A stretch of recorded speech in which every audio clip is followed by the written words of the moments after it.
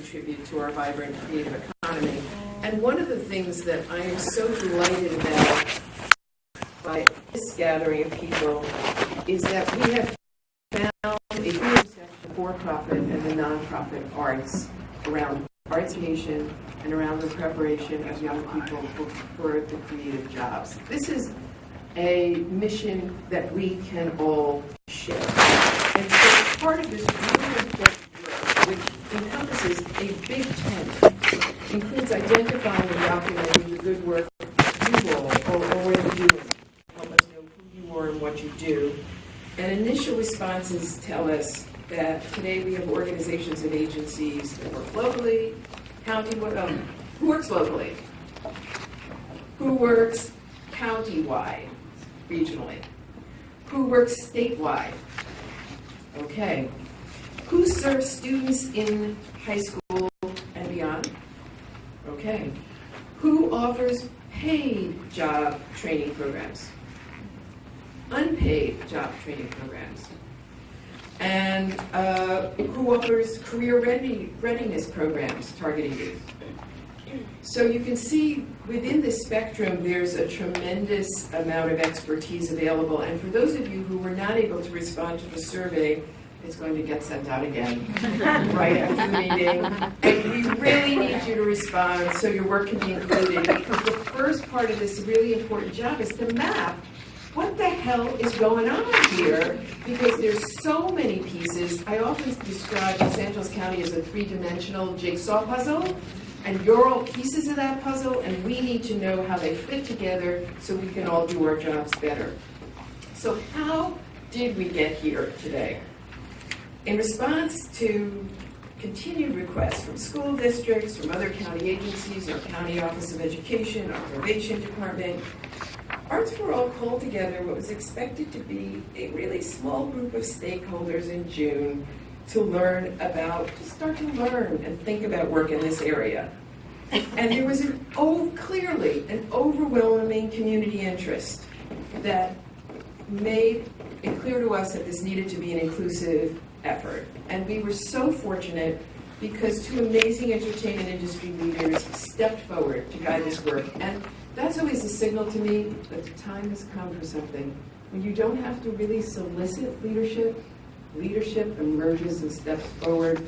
And one of those amazing leaders was Norma, who I just talked about, and the other was Winifred Nizer, who I'm so pleased to introduce and lead us forward. Thank you.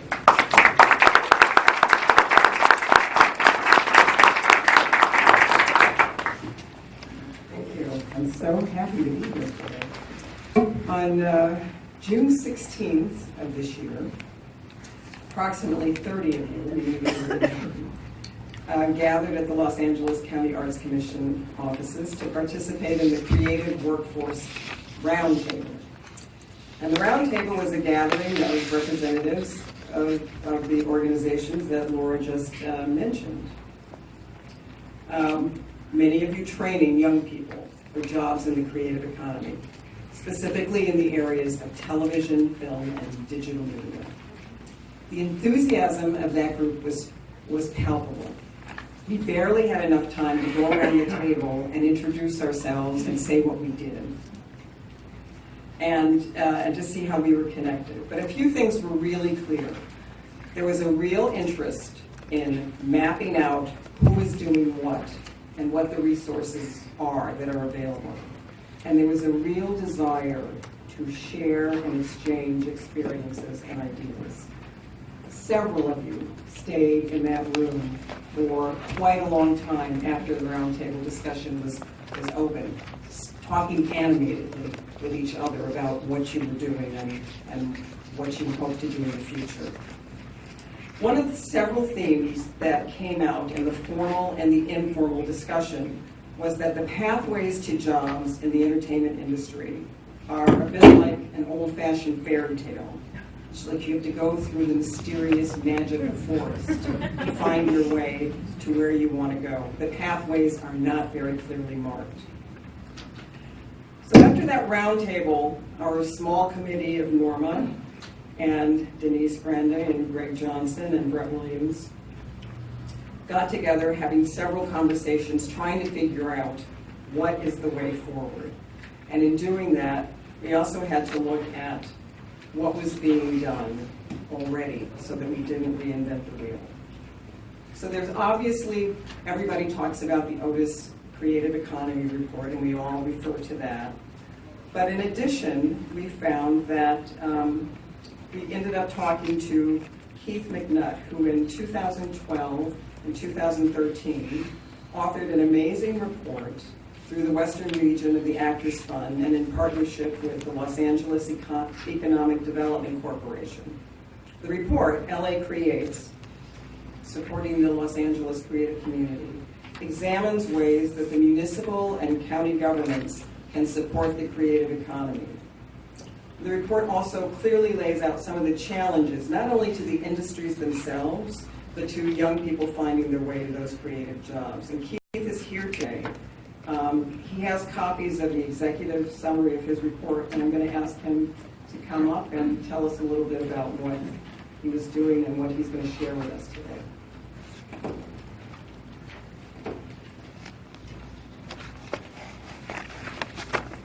Thanks so much, Winifred. You know, all things seem to converge back to Laura's effort. This report came through the Durfee Foundation Stanton Fellowship and Janice Kober, actually, who was even before the fellowship got started. And you know, it's a 2-year study, and it was in partnership with Sammy Hoy at Otis at the time, because he was concerned that they had done 7 years of these reports at that time, but there were no policy recommendations coming out of it for the region. And he really wanted to identify what not necessarily national or state governments could do to promote the creative economy, but what local and regional governments could do. So that was my task. I traveled around the country, around the world, around LA County, talked to people who have been doing this to come up with a set of 4 basic recommendations about what we can do to improve our creative economy. And in the report, there are copies of the executive summary in the back, along with my business cards. And if you want to look at the full report, it's at actorsfund.org/LA Creates, which is also on the back of the report, so you don't have to write it down. But basically, I think what's so exciting to me about this group is that this is one of those moments, which we're all talking about the last week, right, where we have to strengthen and come together. And this is one of those magical moments where you realize, oh my gosh, there was this happening here and this happening here, and they can really maybe come together. So, so this report was part of a similar process that's been going on, focused primarily on developing incubators in Los Angeles. And so that goes back to 2012's Creative Economy Convergence, which was a three-meeting session of CEO-level people from government, philanthropy, academia, nonprofit arts, and for-profit creative businesses. And we had 100 to 130 people show up at every meeting. It's similar, like the excitement, the enthusiasm. We're finally going to do something to better support the creative industries. And the leadership of that group has morphed and changed over the years, from DCA to USC's California Central, and now it's looking like it's going to rest with LA Economic Development Corporation, LAEDC. And we're now going under the name of the Creative Economy Collaborative. And really, we're at a similar place where you guys are. And I think the main focus of the collaborative has really evolved after all these years into looking at equity and access in the creative industries. And that's where I think what's so beautiful about the potential merger of these two efforts, because I think we've got a lot of energy coming together. So just so you know how fantastically this all sort of fits in the context of what other people in the world are doing in the creative economy, there are 4 basic strategies that other cities and regions were using, and it's strikingly similar across countries and across states and cities. One, it's always started with a coalition, and it's really been crucial that those coalitions include both the arts community and the business community because if we're talking economic development, we have to have employers in the room as part of the leadership. And as I said, this collaborative group has got 100 to 200 names of people who are really interested in this topic from all those 5 sectors. So potentially a lot of synergy there. The 3 main policy recommendations were about branding the community as a place where the creativity and the creative industries are important and valued. The second was to support individual emerging entrepreneurs directly through incubator services or incubator facilities. And those have taken many forms. We can talk about those more if you're interested, but a lot of that's in the report. But really about direct targeted services to people who have the potential to create their own businesses and hire themselves. I mean, what more empowering thing can you do than help somebody hire themselves and hire other people? And then the last and most complex was workforce development. And those recommendations really came down to 3 specific areas. One was arts education, no surprise to this group, right? People all over the world were saying if we're not helping our K through 12 students learn about arts, we're not going to get to the point beyond that. But with the caveat that they felt there was a strong, almost universal sense that arts education had to be more proactively talking to kids about how they can take the painting skills or the music skills and create a career out of them. The second piece of workforce was in our undergraduate and graduate institutions, where people felt that all those institutions are doing a great job of teaching people about their art, their craft, but they're not necessarily helping them figure out how to survive once they graduate in that craft. And so a lot of work needed to be done on helping people from basic money management all the way to more entrepreneurial approaches to how they can survive as artists in their life. And then the third point was also pretty universal, was around technology changes and how you have a lot of existing creative workforces out there, people in these workforces who are facing dramatic changes in the technology of their craft and could be retrained to other fields. And so those are the workforce development pieces. One of my interviews was with a national consulting firm called Mount Auburn Associates, and their deepest conclusion of 20 years of this work was that the workforce piece is the crucial recommendation area for long-term progress, but it's also the hardest to achieve because you don't have a nice fancy building you can clip a red ribbon to and have a grand opening, so it's not necessarily the priority for a lot of elected officials because it generally outlives them. There aren't a lot of people who stay in office long enough to see a program that has this kind of requirement and commitment and see it to the end through an elected term. So they felt very strongly about that. I will say one other just shout out to all of you guys who have been working on this. I was so thrilled to see objective number 3 in your plan about mapping the existing resources, because I've been feeling like for 4 years that's where our process needs to get to.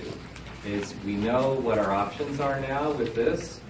I think this gives us a real good context for what we all want to do. And I think I'm hearing on both sides that we really care about the creative industries in LA being such a defining characteristic of our region. But we also know that we have a long way to go to make sure that all Angelenos can participate in those industries, and we want to get to a point where everybody gets to participate in these fantastic careers. So that's Great. That's it.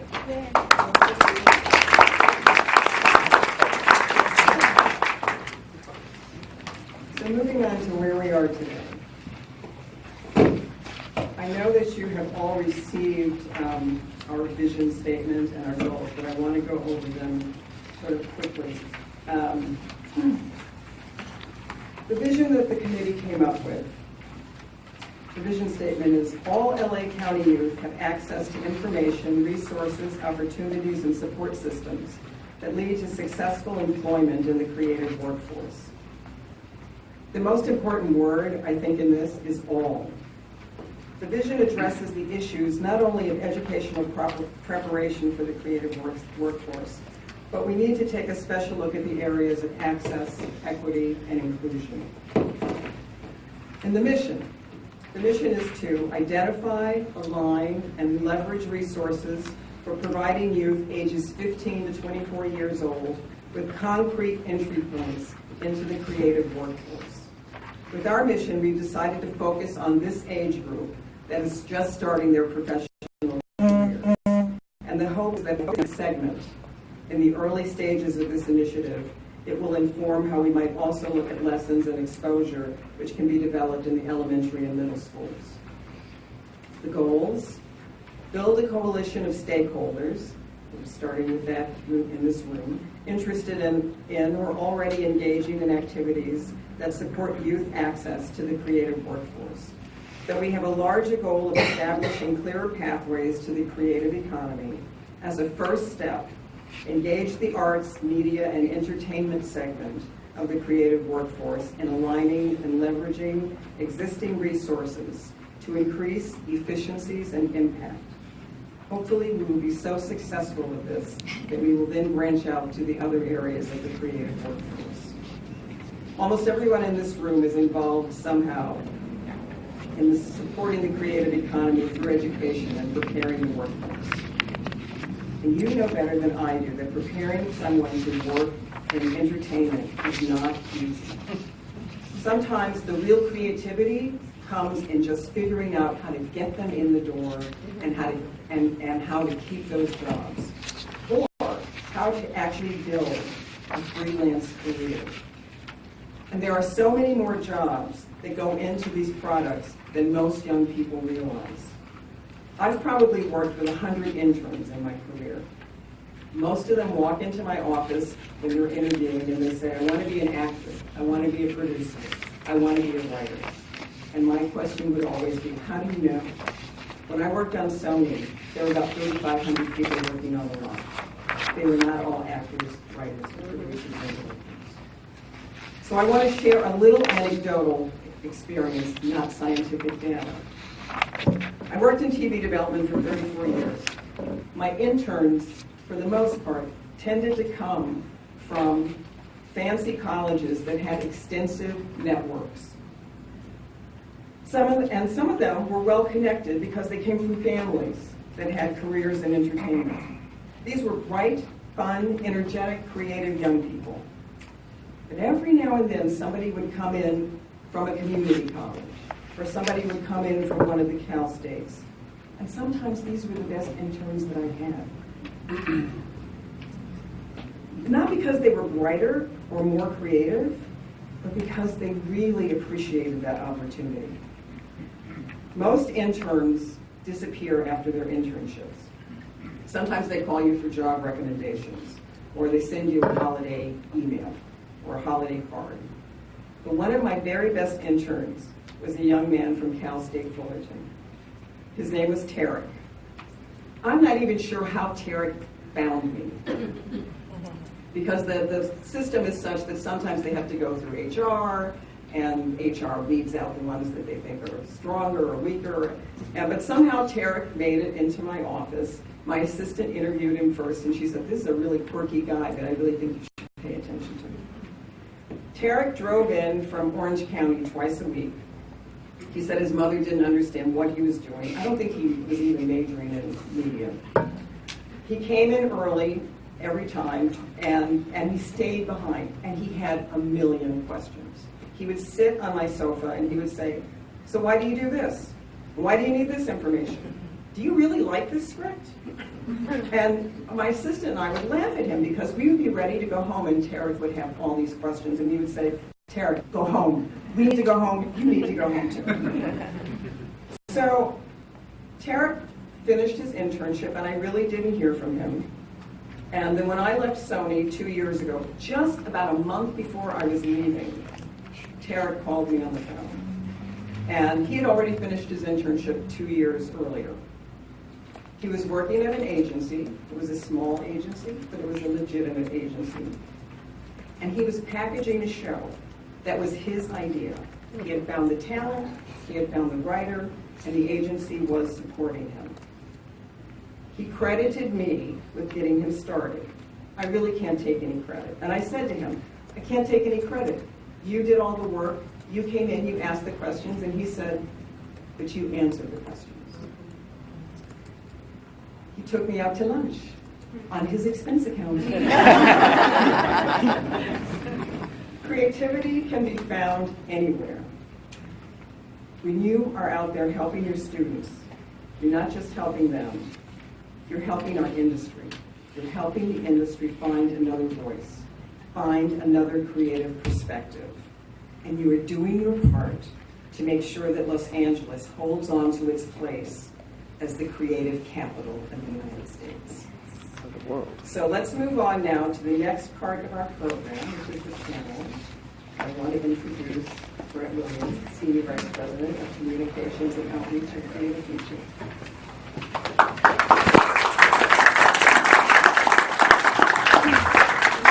Thank you, Winifred. Thank you, Norma, for hosting us. Thank you, Laura, for your entire team who have been so wonderful. It looks like we have mics up here, Norma. Are these for our panelists? Yes. Yes. And then with questions. Okay, so I'm going to introduce our panel. You can come up and talk, and then we'll High School District, Career Tech Education Director. Our next panelist is Nancy Ray Stone. Don't look too excited, Nancy. Come on. Oh, come on. Next panelist is Angela Allison from Doing What Matters for Jobs in the Economy. And sorry, Nancy Ray Stone is from the California Tax Incentive. Film Commission, sorry. Next is Kevin Considine and Laura Peterson from Hollywood CPR. Our next panelist is Vanessa Holkrew from the International Alliance of Theatrical Stage Employees. And last but not least, Adele Wilson from Streetlights.